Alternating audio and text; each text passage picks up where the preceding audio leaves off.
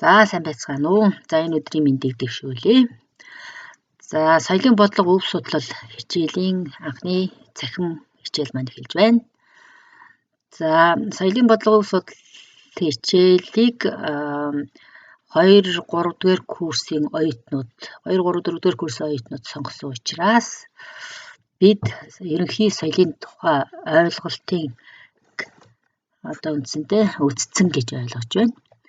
За тэгэхээр эхний хичээлээрээ бид соёлын бодлого өв судлалын удирдгал тойм хичээл үзэх ёстой. За тэрний урт талд бид нар соёл гэж юу юм бэ? Соёлын бодлого юу юм? Соёлын өв судлал гэж юу юм гэсэн тийм тойм лекцүүдийг бүгдээрээ ярих ёстой. За тэгэхээр 2 3 4 дугаар курсын оюутнууд байгаа болохоор соёлын тухай ойлголтыг ерөнхийдөө авцсан байгаа гэдэг утгаар нь энд бид маш богинохон хэмжээний соёлын тухай ойлголтоо ярьчихъя.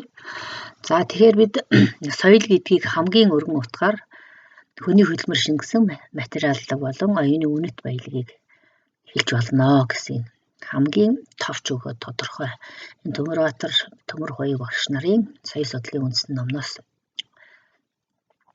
тодорхойлолтыг авч хэрэгжилж байна. За нөгөө талаар соёлын бодлого өв судалтай холбоотой учраас ЮНЕСКОгийн соёлын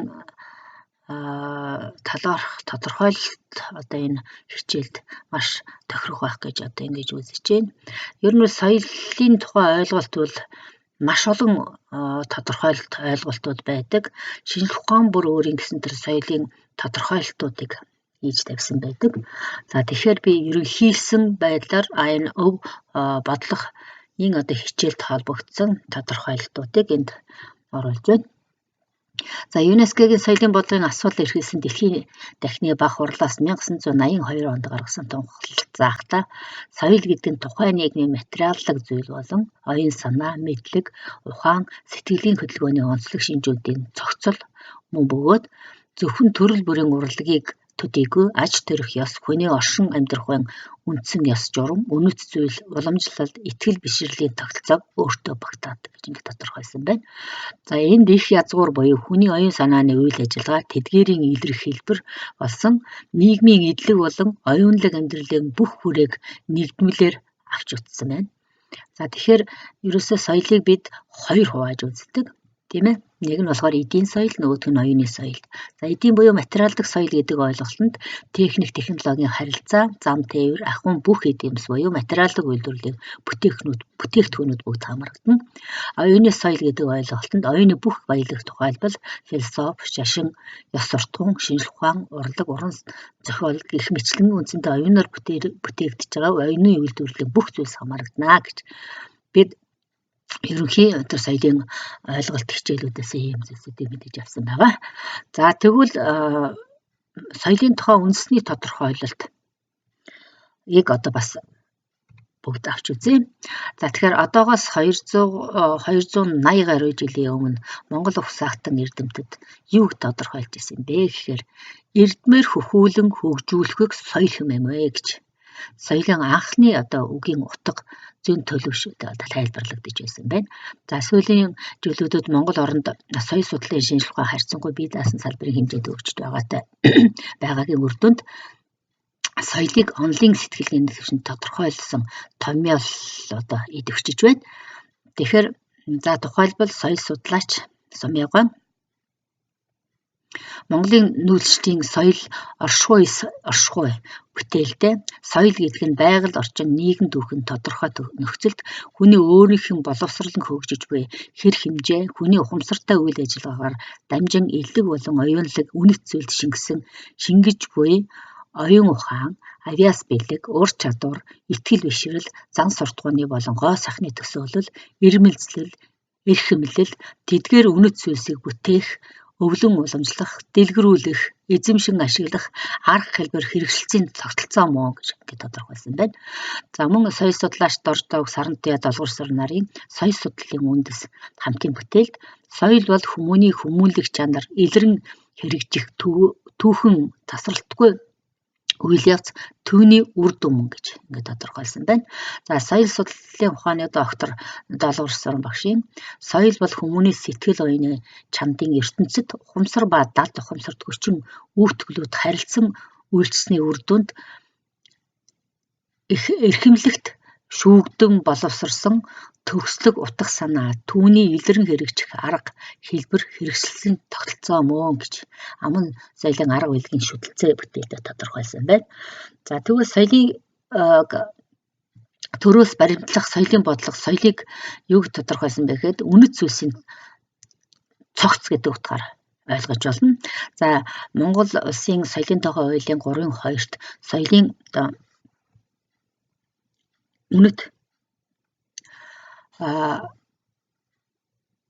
соёлын үнэт зүйл гэдэгт гоо сайхны үзэл баримтлал, их хэл, бичиг үсэг, аман аялгау, уламжлалт технологи, газар усны нэр, зан заншил, бэлэг тэмдэг, ардын аман зохиол, ном судар шашдар, угийн бичиг, им тамга, хадны зураг, бичээс, гар урлал, урлагийн бүх төрлийг болон соёл судлалын бүтээл, судалгааны арга барил хамарнаа гэд соёл урлаг шин нөхцөл гэдэг үндсэндээ Монгол улсын соёлын тухай хуульд ингэж тодорхойлон заасан байна.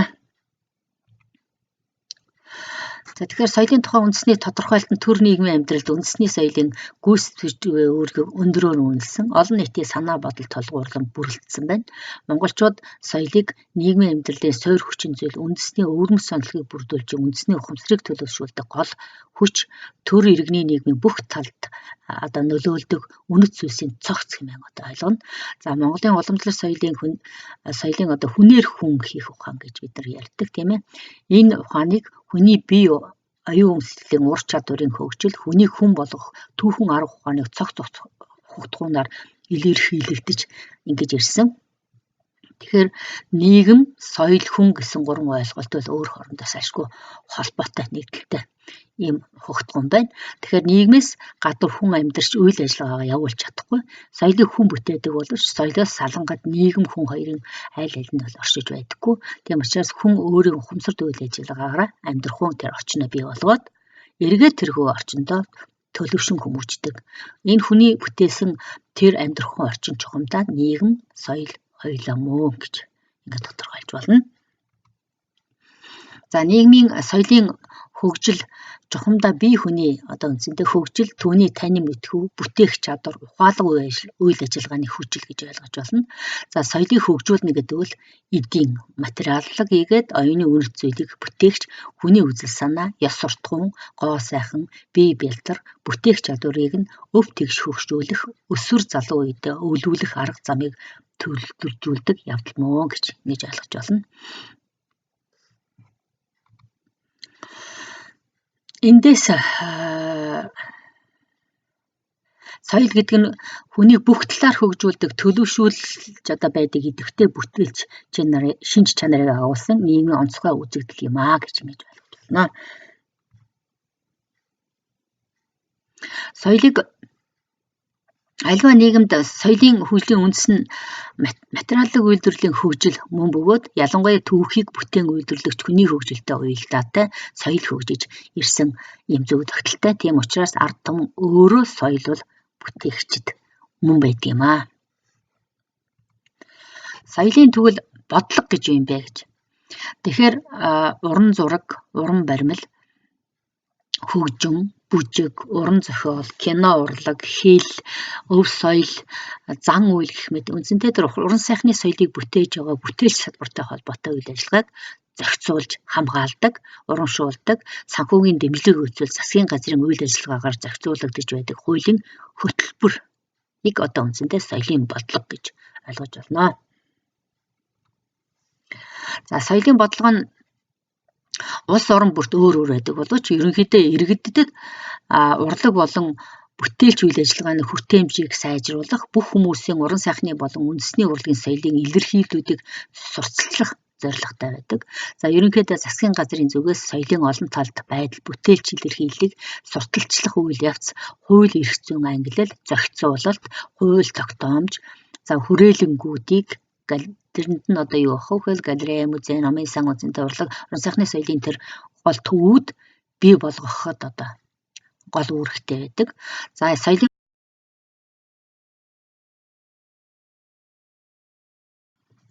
соёлын бодлын зорилго нь улс орон бүртвэл өөр байдаг боловч ерөнхийдөө иргэдэд урлаг болон бүтээлч үйл ажиллагааны хүртээн хэмжээг сайжруулах, бүх хүмүүсийн уран сайхны болон үндэсний урлагийн соёлын илэрхийлэлтийг одоо сурталчлах зорилготой байдаг. За ерөнхийдөө засгийн газрын зүгээс соёлын олон талд байдал бүтээлч илэрхийлэх сурталчлах үйл явц, хууль эрх зүйн ангилал, зохицуулалт, хууль тогтоомж, хүрээлэнгүүдийг одоо үндсэндээ галерей, музей, номын сан, театр гэх мэт төвүүдийг бий болгох үүрэгтэй. За соёлын бодлогын зорилго нь соёлын үнэт зүйлийг иргэд бүтээн бий болгох, хүртэх, эзэмших, уламжлах болон соёлын өвийг найдвартай хадгалах, хамгаалах, орчин нөхцөлийг бүрдүүлэх, уламжлалт соёлоо дэлхийн нийтэд сурталчилан таниулах, үндэсний хөгжил, соёлын эзлэх байр суурь, оруулах хувь нэмэр, үр ашгийг дээшлүүлэх, соёлын үйл ажиллагаанд иргэн гэр бүл байгууллагын оролцоог нэмэгдүүлэх, Монгол хүнийг бага наснаас нь хүмүүжүүлэх, оюунлаг, соёл, уламжлалаа дээдлэх, иргэн болгон төлөвшүүлэхэд оршдог юм аа. Монголын соёлын бодлогын зорилтуудад нэгдүгээрт үндэсний хөгжилд соёл урлагийн эзлэх байр суурь, оруулах хувь нэмэр, үр ашгийг нэмэгдүүлэхэд чиглэнэ. За хоёрт нь соёлын үнэт зүйлийг иргэд бүтээн бий болгох, хүртэх, эзэмших, орчин нөхцөл бүрдүүлэхэд гол зорилтоо тодорхойлно. За соёлын өвгийг хадгалж хамгаалах, өвлөн уламжлуулах, баяжуулах, хөгжүүлэх энэ зорилтуудыг бас тавина. За үндэсний соёл урлагийг дэлхийн нийтэд сурталчилан таниулах, Монгол соёлын нөлөөллийг хөрвүүлэх, давтагдчихгүй чанарыг баталгаажуулахад Монголын соёлын бодлого оршиноо.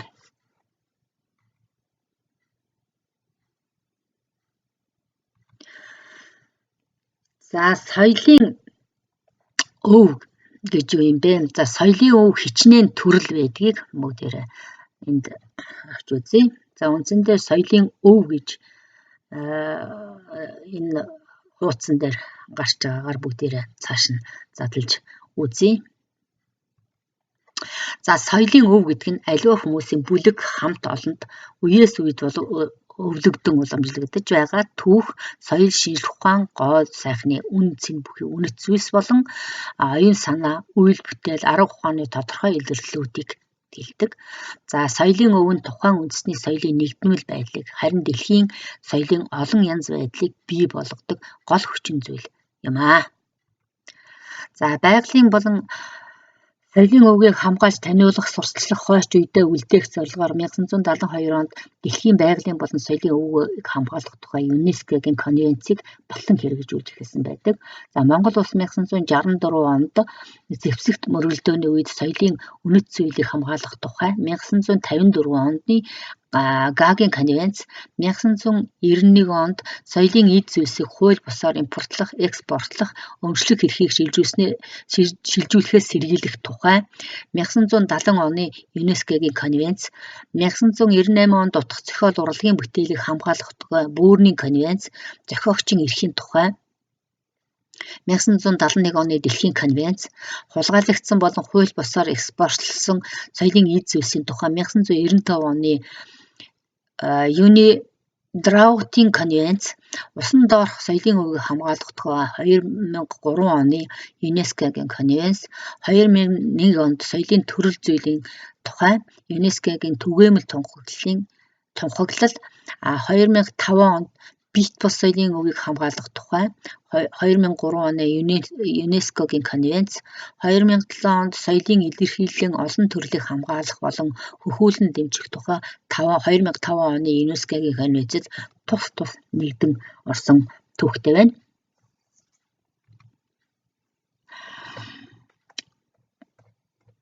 За бит өвд түүхэн тодорхой цаг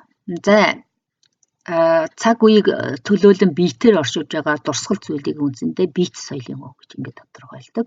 За соёлын үл хөдлөх өвд хөдөөхээр, байгаль дээр ил задгаа оршиж байгаа хүний гараар бүтээгдэж бий болсон эртний булш, бунхан, хэрэгсөөр хөшөө, чулуу, хадны сүг, зураг, цөм хийдийн тойр гэх мэт дурсгалуудыг үндсэндээ соёлын үл хөдлөх өв гэдэгтэр тодорхойлж авч үздэг. За соёлын хөдөлгөөнд өв гэдэг дээр за эртний ховор эрдээс эрдний чулуу, ховор холдврууд, ховор ургамлын цуглуулга, амьтны ичхмэл, уламжлалт, ахуй өнтөх, тоног төхөөрөмж, багаж эртний амьтны ургамал, олдвор гих мэтлэнгээр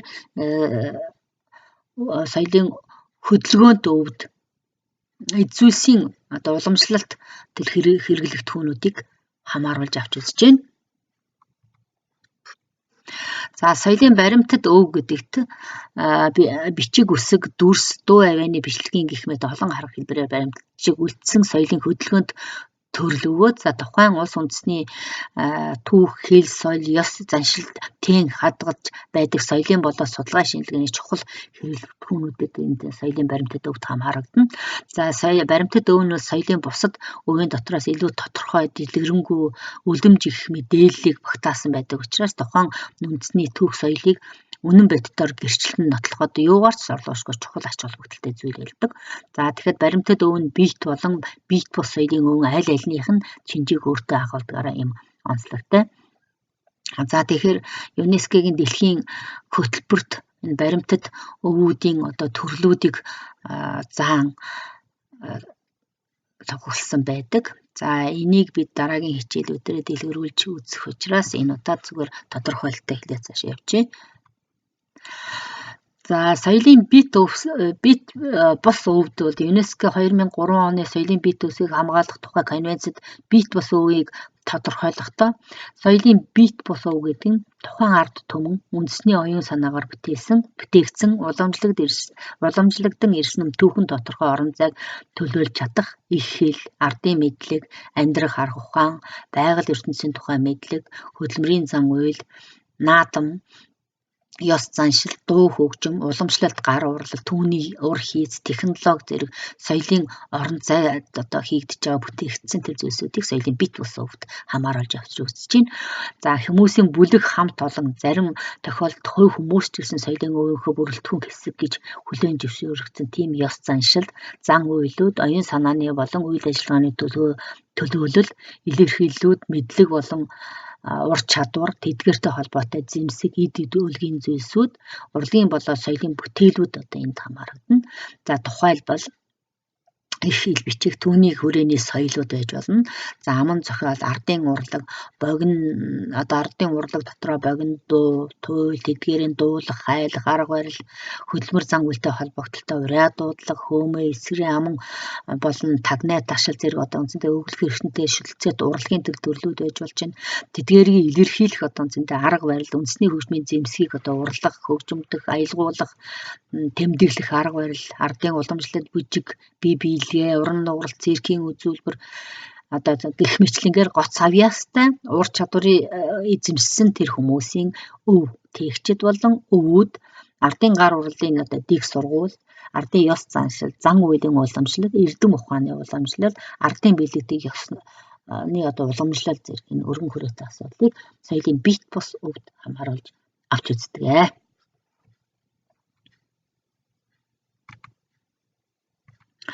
За тэгэхээр бид соёл гэж юу, соёлын бодлого гэж юу, соёлын өв гэж юу вэ гэдэг ерөнхий тойм зүйлсээ бид нар ярьлаа. За тэгэхээр эхний даалгавартаа оръё.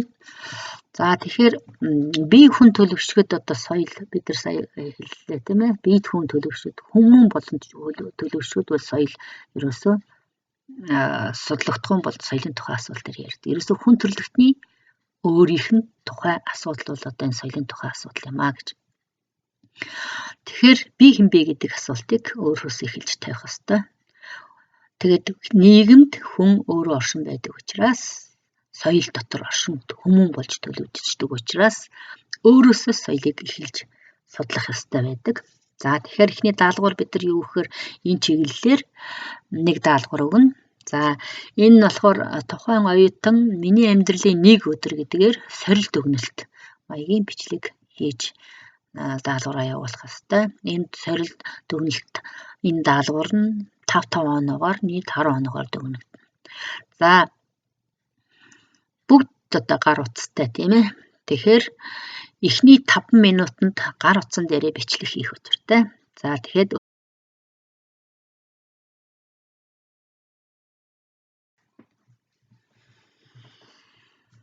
гар утсны эхний 5 минутын бичлэгт юу хийх вэ гэхээр өглөөс ирээд орон унтах хүртэл нэг өдөр та ямар зүйл хийснээ 5 минутанд багтаан хурдлуулсан тайм бичлэг хийнэ.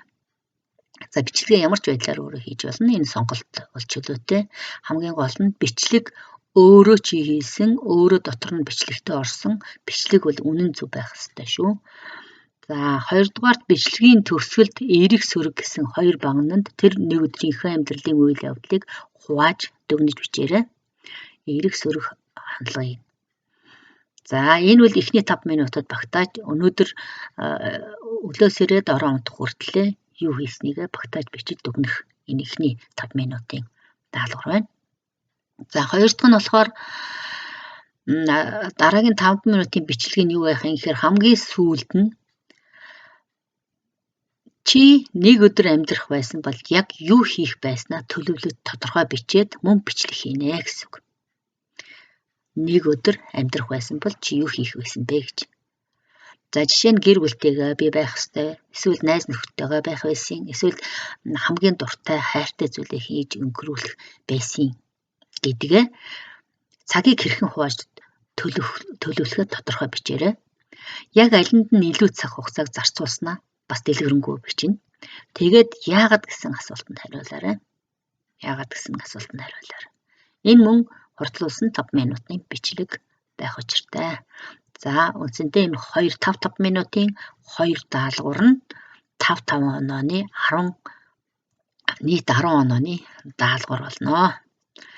За энэ бичлэгийг 2 сарын 7 хоногийн дараа буюу 2 сарын 13-нд Муй соёлын бодлого судлал илэрхийлэн фейсбુક руу явуулаарай. Энээс өмнөх болон дараагийн бичлэгийг хүлээж авахгүй яг тухайн 13-ны өдөртөө цахимд оруулж байршуулаарай. За энэ удаагийн хичээл ингээд өндөрлж байна. Дараагийн хичээл хүртлээр түр баяртай.